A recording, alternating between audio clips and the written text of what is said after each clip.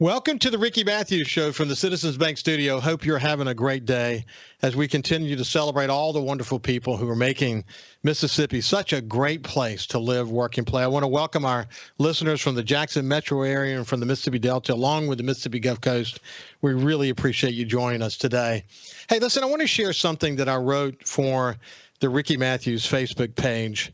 It's something that really pains me because it's about a restaurant, a beloved restaurant here in coastal Mississippi, one that I love dearly and have a great history with. But it sort of speaks for itself, and it refers to a conversation I had last week, actually, with Bobby Mahoney from Mahoney's Old French House Restaurant, and something that actually news that broke the same day that it aired on my show. So let me read it to you, and again, it speaks for itself. Bobby Mahoney of Mary Mahoney's Old French House Restaurant in Biloxi joined me on my show last week to celebrate the 60th anniversary of his family iconic restaurant. As the former president and publisher of the Sun Herald, I enjoyed many important events and celebrations at this iconic restaurant. Mary Mahoney's was for me a go-to place to entertain important corporate and other special guests visiting. Its rich history and Mary's story is still inspiring us today with so many lessons about how to overcome odds. It's a story I love telling. But on the day the show aired with Bobby, we learned about the quote-unquote scandal. A listener asked me if I knew about the news coming, and the answer is I did not know. I say that Bobby should have told me, and he didn't, but I later discovered that because the case was sealed, Bobby was not in a position to tell me. The scandal involving Mary Mahoney's has shocked and disappointed many in our community, including me. This beloved restaurant, known for its delicious seafood dishes, historic building, and excellent staff, has been accused of passing off 29 tons of foreign frozen seafood as Gulf fresh seafood to its customers.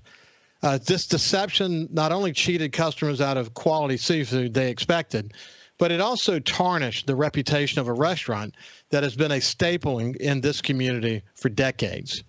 What makes the scandal even more upsetting is the fact that the families who run Mary Mahoney's are of Croatian descent. Their ancestors came to this country to be part of the seafood industry, making the deception a stain on generations of hard work and dedication to Biloxi seafood heritage. The charges brought against Mary Mahoney's and its co-owner, Anthony Tony Stefanovic, are serious. While the restaurant has admitted to the wrongdoing and has taken steps to correct the issue, the damage has already been done. It's important for businesses to be transparent and honest with their customers, especially when it comes to the food they serve. Customers trust restaurants to provide them with quality ingredients, and when the trust is broken, it can have lasting consequences. As a community, we must hold businesses accountable for their actions and demand transparency and honesty in all aspects of their operations. Mary Mahoney's has a long road ahead to regain the trust of its customers, and it's crucial that they take this opportunity to make things right and rebuild their reputation. I should note the menu was corrected 5 years ago. This has been a long, drawn-out investigation that still to this day remains open as it relates to other involved parties. There's a long-established legacy in this special place and a special connection with Coast residents, as many memories are seared in so many loyal customers. You can see the outpouring of support from the community on social media. Their profound and strong connection will likely transcend this terrible misstep. For this reason, Mary Mahoney's will live through this. And like after Hurricane Camille and Katrina, it will rise again from the scandal and reestablish itself. I go on to say that the community deserves better, and we must demand it from all businesses, no matter how long they have been part of this community. They be trustworthy and have high integrity. So if you look at, if you go and do a search on this, you'll find that there's been a story in the Daily Mail, the New York Post, and comments from all around the world. It really is an international story, and it's unfortunate. But the way I think about it, this is this. There was an effort a few years ago to mark seafood, Gulf fresh seafood, and there were some local entities here in coastal Mississippi that fought that legislation. This may be an opportunity to make lemonade from this lemon by rethinking about how we want to look at this. The feedback that I have gotten has been incredible. I had several in the seafood industry approach me after church Sunday and want to talk about it. It's something that's on everybody's mind, and we'll move on forward eventually. I can assure you that. But how do we take this moment to do something special that brings attention to Gulf fresh seafood, something we all honor, admire? It's a competitive advantage of coastal Mississippi. It's something after the oil spill and the Bonnie Carey spillway, algae bloom after Katrina. It's all these times that we're reminded how important this industry is to us. So anything that happens that affects that industry is something that should affect all of us and have all of us wanting to find a way to learn from the experience and move on. And that's what I'm going to do with this show, focus on what we can do going forward. So with all that said, you can certainly go to my personal Facebook page to see the comments that have been made. You can go to the Ricky Matthews Facebook page as well to see the comments that have been made. We'll move on from this. But given that Bobby was just on my show last week, the day that this news broke, I felt it was important to say what I was thinking. And so I did. So now let's shift gears and move on to Hank Zuber, who's a Mississippi House of Representative member. He is from District 113 in Jackson County, and he's been a leader in the Mississippi legislature, especially under this new Speaker of the House. I can't wait to find out the latest from Hank. Hank, how you doing, my friend? Hey, Ricky, I'm doing fine. How about yourself? I'm doing great. I'm doing good. Where are you sitting today? I'm in my law office in Ocean Springs. So the last few times that we visited, you were in an office up in Jackson, but man, it was a busy session, wasn't it? Very busy. Ricky, just with the new speaker, Speaker White, he promised before he took office that he was going to look into things and take on subject matter and topics that nobody has looked into for the last 20, 30, 40 years. And he kept his word, and we definitely did that. Well, listen, on the heels of the legislative session, you have received some additional leadership responsibility. We'll talk about that in just a second. You were the chair of state affairs, and you served on business and commerce, gaming, insurance, management, and ways and means. And as we discussed when you and I started, we had a conversation just as the legislative session started. What we wondered about, and it was pretty clear already this was going to be the case, that there's usually a bit of a lull at the beginning of the session. There was no lull this time, was there? We hit the ground running, and it was a fresh start. We had fresh leadership, and like I said, I mean, we've got a job to do. There's some things that we haven't looked at in years and decades, and we want to push Mississippi forward, and we're going to continue to do that, Ricky. We've got some things coming down the pipeline, and next session that will be just as important, it may be just as controversial, but it's the right thing to do. Well, you can't decide not to have debates because something might be hard or controversial.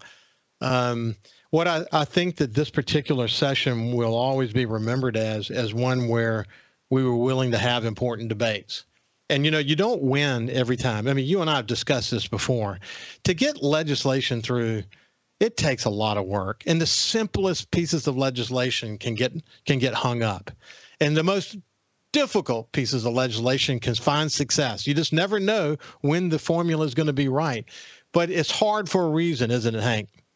It is. The system, the process is set up that way because, Ricky, as you know, we have 2,000, 2,500, maybe 3,000 bills filed each and every year.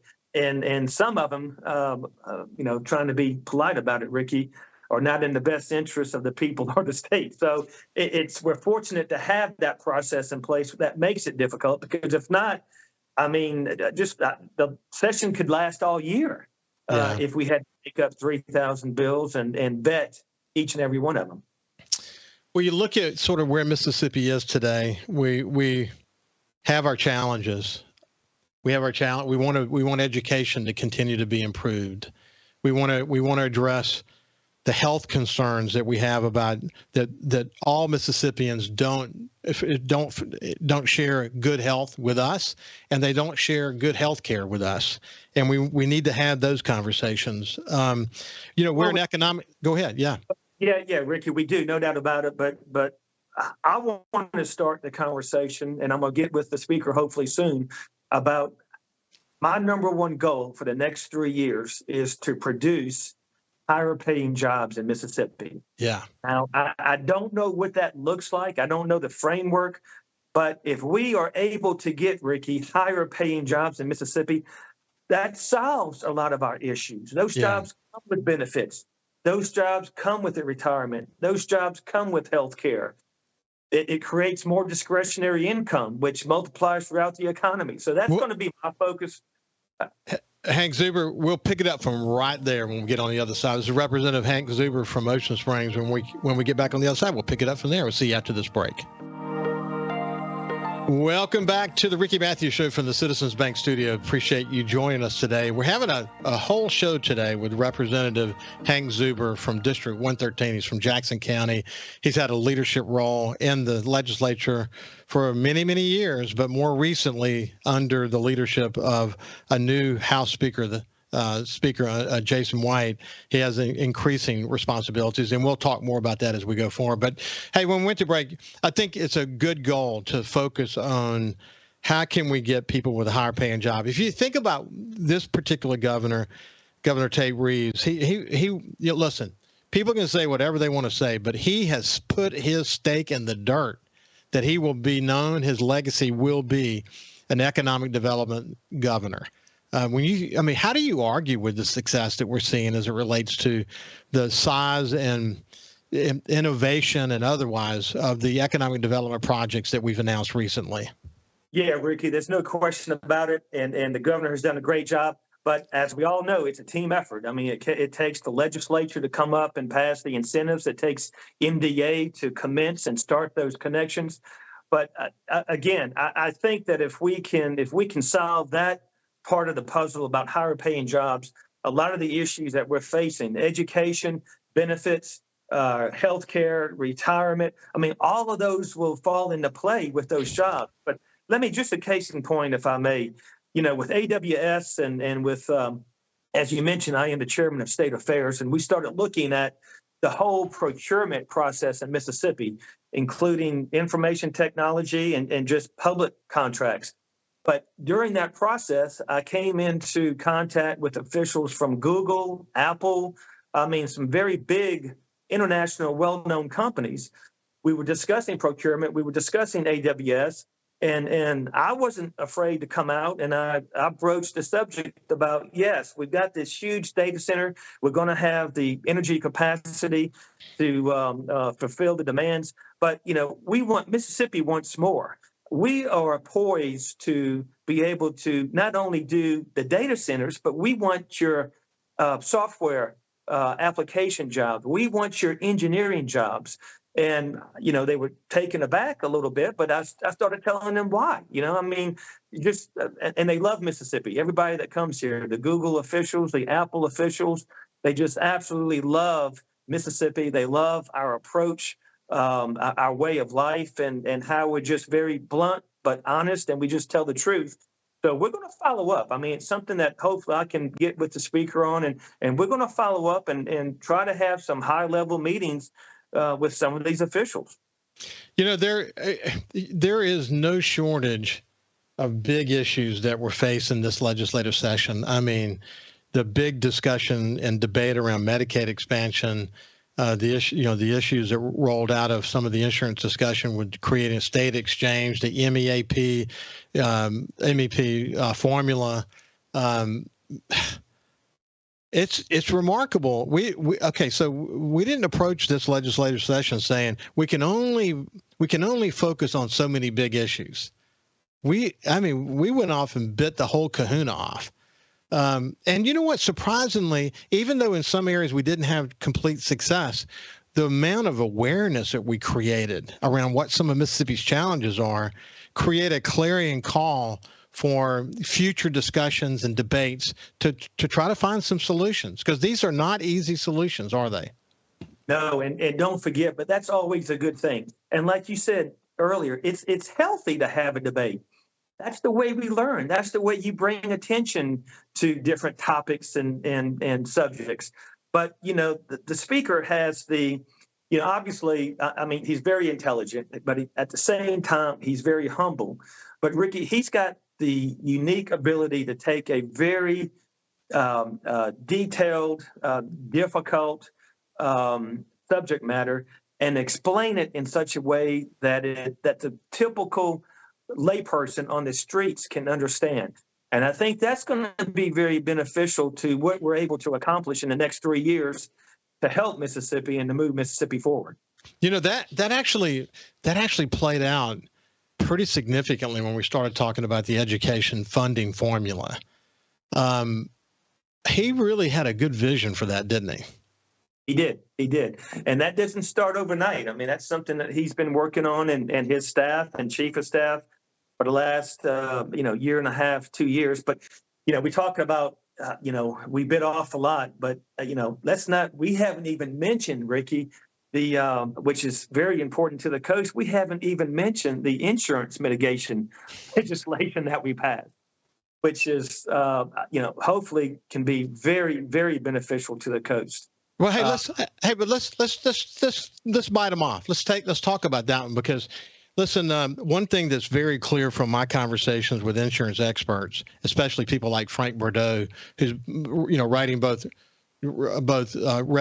certainly knows the residential market and very heavily involved in the commercial market, that one of the big issues is that people think that a single insurance company can make their decisions about coastal Mississippi, about whether to write it or whether it should be cheaper or not.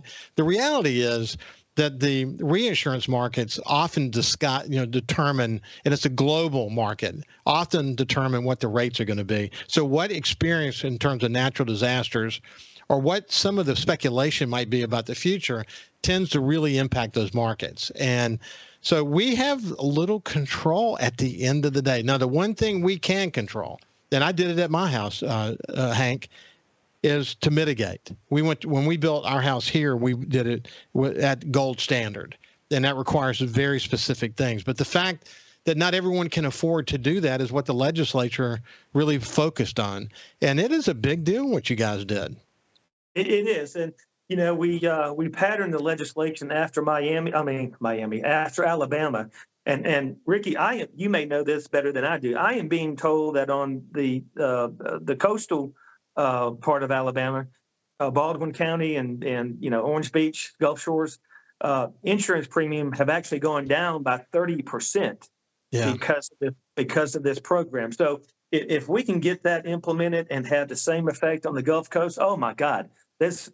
Just imagine where this place could go. Well, I had the opportunity to lead the recovery efforts for Governor Riley after the oil spill, and when we built the program, we built in an insurance committee, and the governor said, an insurance committee for an oil spill? I said, think about this. We're trying to think about how can we make this region more resilient, and we can't have a resiliency conversation if we don't also consider what the insurance implications are of coastal Alabama. So these businesses that have been hit by the oil spill are also being hit simultaneously with rising insurance rates. And Carl Schneider, you may know the name, but he led that committee and did an extraordinary job. And in fact, what came out of that effort were these recommendations to the legislature around mitigation, et cetera. I'm extremely familiar with it just because I was in the epicenter of those discussions. So, and I know what the impact was on coastal Alabama. Incidentally, you may not realize this, Hank, but you maybe you've heard this before, but by the size, you think about Baldwin County in Alabama, by size is one of the largest counties in the entire United States. It's that significant. So people don't tend to think of it that way. One other really quick point, that 25% of Alabama's tourism revenue, 25% comes from Baldwin County, Orange Beach, Gulf Shores, in 3 months. That's how. So when the oil spill hit that area, it was devastating to the tourism market of the entire state. Same thing for coastal Mississippi, but the numbers aren't as compelling to that, but still very significant. So mitigation is a big deal. It really is. Were you surprised you were able to sort of pull it off and find incentives to make this happen? No, I mean, it was very important. I mean, and the speaker realized it was very important. Senator Delano, as you know, was involved on the Senate side. We patterned it after Alabama. I mean, it's kind of very similar to Alabama. And the commissioner has a lot of discretion to come up and promulgate the RFP, the RFQ for the company that's going to actually run it. So that's the key, is to make sure we have a competent, very effective third-party administrator who has some experience running a program like this. But, the specifics are kind of, like I said, very similar to Alabama. You get the grant up to $10,000 if the mitigation meets some of the gold standard specifications related to elevation, construction, roof, hurricane shutters. So, it's going to take a lot of people working together, because, marketing, code enforcement on the coast, all of that comes into play. It's just not a matter of setting up the money and the program, Ricky. You got to have the marketing. You got to be able to get the information out to the public, and you got to have the right code enforcement from each city and county to make it effective. Yeah, one of the things is I think it's going to fit in like a piece of a puzzle to Mississippi's approach, especially along coastal Mississippi, and the kind of building codes that have been put in place and the kind of infrastructure that's been put in place to be able to make sure it's happening well. I'll talk more about that when we get on the other side, but we're visiting with Representative Hank Zuber, and we'll continue the conversation when we get back from this break. Welcome back to the Ricky Matthews Show from the Citizens Bank Studio. We have Representative Hank Zuber with us today, someone I really enjoy spending time with.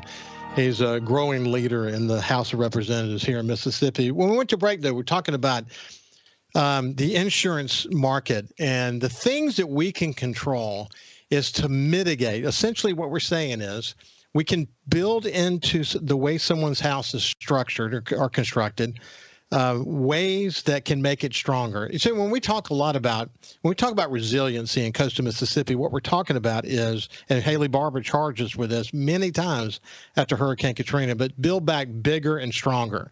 And the point about stronger is really important, because it makes us resilient. It makes it so that the rebuilding effort after a future hurricane is not as significant as what we experienced after Hurricane Katrina. So the bridges are stronger. The highway infrastructure is stronger. We've rebuilt, in a lot of cases, the infrastructure that's underneath the roads, the sewage systems and drainage systems and all of that. But the goal is to make us much stronger, make us better, make it so that when we have the next storm, we'll be able to build back faster, and we won't have as big an impact. So that's where mitigation comes in. Hank, I remember in conversations with FEMA after Hurricane Katrina, we were arguing that we were being somewhat penalized because the highest storm surge in American history hit here. And so the ABFB requirement, in other words, where the ground floor of the building that you were building, where it needed to be relative to the surge of Katrina, how that factored into the overall what the height of building needed to be. It needed to be very high in certain circumstances, and we challenged them about that. We said, why are we doing that? They said, well, it all comes back to the statistics. It's been proven that if you have higher structures and the water is able to wash underneath them, then they don't get washed away, and the resiliency of the community is much stronger. I think that's a fact. We know that. We also know that wind, as it relates to how a roof is constructed or how windows are constructed or how the house is constructed, that all of this sort of builds back to reducing insurance liabilities. And if we can do that as a set of communities and have it built into our building codes and have inspections, as you were talking about before we went to break, we're going to be a much more resilient community, and our insurance rates ought to reflect that. Well, and not only that, but if the premiums go down like they have in Alabama, I mean, just think of the continued economic growth for the coast. I mean, that's one of the big issues holding us back is the cost of insurance. Yeah. Which I mean, that's just the way of life. And so if we can get a handle on the cost of insurance, the future growth of the Gulf Coast will be just, I think, astronomical. I mean, it already is, but it's only going it can go higher and be more prolonged. Hey, Hank, one bill that you worked on big time, and I know it's got to be a frustrating process, is the whole notion around how Mississippi does alcohol sales. Oh my God, Ricky. That's a tough one. And every time Ricky, someone lifts up the covers on that and they think they might have a solution, it gets shut down, and we stay with our kind of archaic approach. But you actually were able to make a little bit of headway there, weren't you? We did, and reforming our outdated alcohol policy is fully supported by leadership, fully supported by the House. And it, for whatever reason, it just gets bogged down and defeated in the Senate. I'll just be honest about it. But Ricky, this is very, very important. A lot of people, you understand this, you get it, but a lot of people don't relate alcohol public policy to economic growth and quality of life. You've got businesses, okay? For example, Costco, Trader Joe's, Fresh Market, Publix, their business model includes what? The sale of liquor. And they are precluded from locating in the state of Mississippi because of our outdated liquor laws. Now, in Mississippi, you can only have one liquor permit. Okay, so guess where the population is, and guess where Costco and now Trader Joe's, guess where they're going to locate? In the Jackson metropolitan area. So one of the biggest accomplishments that we had for South Mississippi, and it's not fair. I mean, we tried to get it for North and East and West Mississippi, but the only place that we could get some agreement on was for the 3 coastal counties. But Senate Bill 2405 allows someone to have an additional liquor permit. So we tied it in with, they wanted to make sure the language was extremely tight. So we tied that requirement into, it's got to be associated with at least a $20 million capital investment or expenditure project. So hopefully, and it's limited to the 3 coastal counties also. So hopefully we'll have a Costco or a Trader Joe's located in South Mississippi on the Gulf Coast as soon as they can break ground and decide on a location. So Rouse's here in Biloxi is making a gigantic investment at the corner of Pops Ferry and Pass Road, and me having come from New Orleans, I know this well, that part of their big time part of their overall economic model is liquor sales. I wonder if this will enable them to embody that part of their business. Well, for one location. I mean, so, in the state of Mississippi, but, again, it was important. We've got a Costco that's looking at a location in South Mississippi, and it was important, Ricky. God, it was important to make sure that we did not stop that opportunity or preclude it. And I'm glad 2405 passed. I'm disappointed that we could not do it for the entire state. DeSoto County deserves to have a Costco and a Trader Joe's. Maybe some Hattiesburg deserves to have one, but we're going to keep fighting. We're going to keep pushing because it's the right thing to do. And again, it's a quality of life. Young professionals expect to be able to shop at a Costco's, a Fresh Market, a Trader Joe's. They expect to be able to have wine shipped directly to their house, which is illegal in Mississippi. Yeah. Well, what's interesting is that once you kind of crack the code on making some adjustments, and once the best practices start to emerge, in other words, you were able to attract one of these businesses you otherwise were not able to attract, that will get the attention of folks in DeSoto and other parts of the state. And my sense is it will iteratively get there. It's not going to get there in one fell swoop. It didn't get there in one fell swoop, but eventually people will see the wisdom of the decision, because the truth is liquor's already available in those counties. So why not open this opportunity? It's just frustrating. And like I said, it's the quality of life issues. Young professionals who want to come to Mississippi, they expect to be able to shop at a Costco's or Trader Joe's. They're expecting to be able to have, order wine from California or, Georgia, wherever the case may be, and have it shipped directly to their house. So we're making progress, but, and the bottom line is, Ricky, this legislation has not affected negatively liquor stores in other states. I mean, you still have liquor stores in Louisiana, Alabama, and Mississippi, I think, is one of only 4 or 5 states that does not allow direct shipment of wine. Yeah, right. That's really unfortunate. Hey, listen, let's shift gears a bit. When my mother died in the past 6 months, and I was so lucky because I have 3 sisters, and all of us did our fair share. And my sister Mitzi was amazing, and Mom was able to live the last year of her life actually living at my sister Mitzi's house. But before it was clear that her last days were near, we were doing a lot of research into trying to figure out what are the options available to us. And this whole notion around certificate of need became part of the conversation. You guys are going to begin to think about that, aren't you? I mean, I would say poor old Sam Creekmore had his hands full last year, but you're going to be co-chairing a public health effort that's going to include some discussion around certificate of need. But first of all, congratulations on getting selected to be a leader. That's a very significant discussion. But what do you think is going to get accomplished? Oh, Ricky, I'm glad you brought that up. I think that was announced yesterday, maybe, or last Friday. But it's something that my committee has looked at. We looked at it last year in State Affairs. But as you know, the Speaker wanted to look at the reimbursement or the payment model of healthcare in Mississippi. Medicaid reimbursement, private pay, whatever the case may be. That was the focus this past session. And this year, he wants to look at the delivery, Ricky, of healthcare in Mississippi. How do we make it more affordable, and how do we make it more accessible? So that's where the whole CON, the certificate of need process, comes into play. And we've got it's crazy, and it's hard for me to believe, but we've got numerous counties, especially in the rural part of the state and in the Delta, where you don't have any medical providers at all. I mean, no doctors, no clinics, no urgent care, nothing.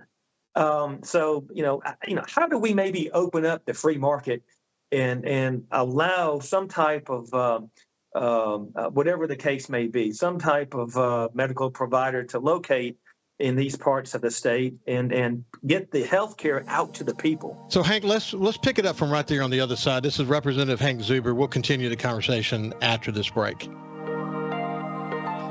Welcome back to the Ricky Matthews Show from the Citizens Bank studio. We have Representative Hank Zuber with us.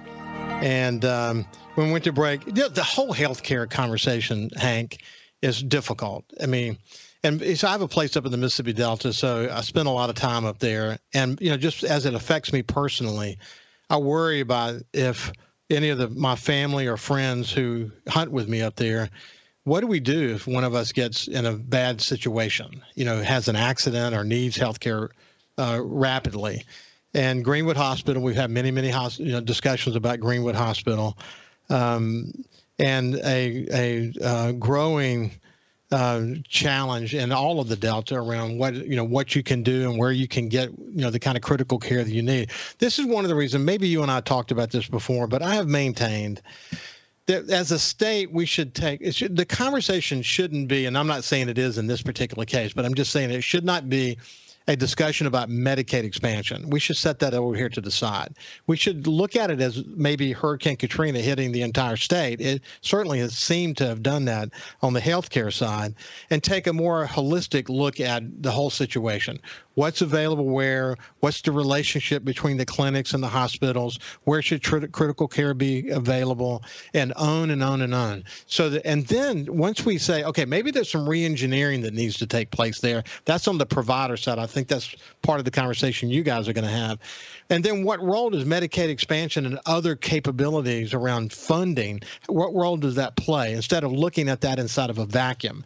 I think a re-engineering is necessary in our state, and we really haven't hit some of the more important points here, and that is that people are dying because they can't get the access they need quick enough.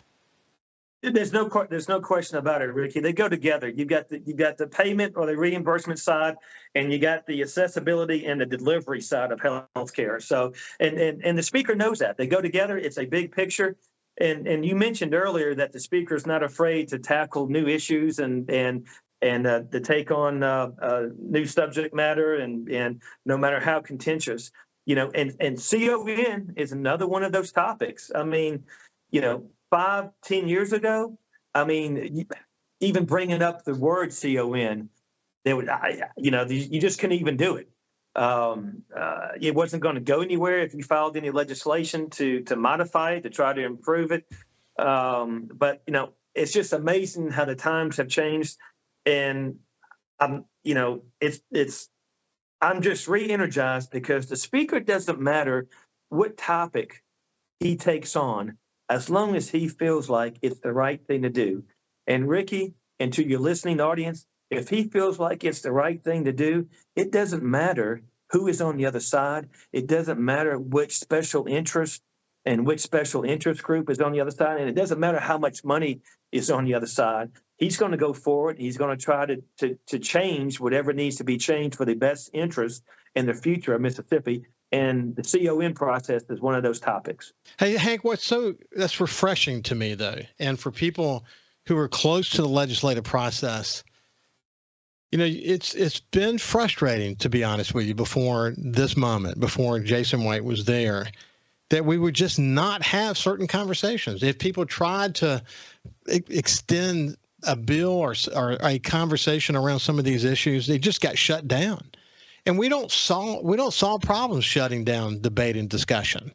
And so as difficult as it is, as controversial as it is, as special interest oriented as it might be, we're not going to solve important issues in this state if we don't have these conversations. And that's kind of where Jason White has decided to approach. That's the way he's decided to approach this. Absolutely. And he understands that. And he's willing to have those conversations. He's willing to have those debates. And look, I mean, he's willing to, and a lot of leaders don't have this unique characteristic, Ricky, but I don't know how well you know him, but he is willing to change his opinion and his mind if the information and the facts that come back dictate it. Yeah. He's willing to change his position and then he's open to persuasion, but you got to present your case. It's got to be supported. You got to be knowledgeable about it. You got to have the information behind you. And if you do, he's willing to go with you and support you to do the right thing. So, Hank, what's interesting, if you go track, I don't care what the bill was, if you go track the success of any bill, what you see is there's some collaboration that took place between the Senate and the House. That, there was a meeting of the minds and a rallying point and whatever. And bills that didn't, and I can name several, but I won't now. I really want to focus on the process. Bills that should have made it didn't. And you often link back and you see the chairmen weren't communicating with each other. Maybe in some cases the chairman of the various committees didn't even like each other. But how do we improve the relationship between the House and the Senate? Well, it's like a relationship. It's like life, Ricky. I mean, communication is the key. Communication is the key to the political process. I know the speaker and the lieutenant governor, they meet once a week, or they try to meet once a week. I'm sure they're going to meet, several times outside of the session. Go ahead. Well, no, that's it. We're unfortunately out of time. But what we'll do the next time we're together, we'll kind of pick it up from there about what does it take to make for successful legislation. Just it'll be part of an ongoing conversation you and I will have. But it's been a pleasure to spend some time with you, Hank Zuber. Ricky, you too. Have a great day. You bet. This has been Representative Hank Zuber from the coast. Have a great day, and we will see you tomorrow.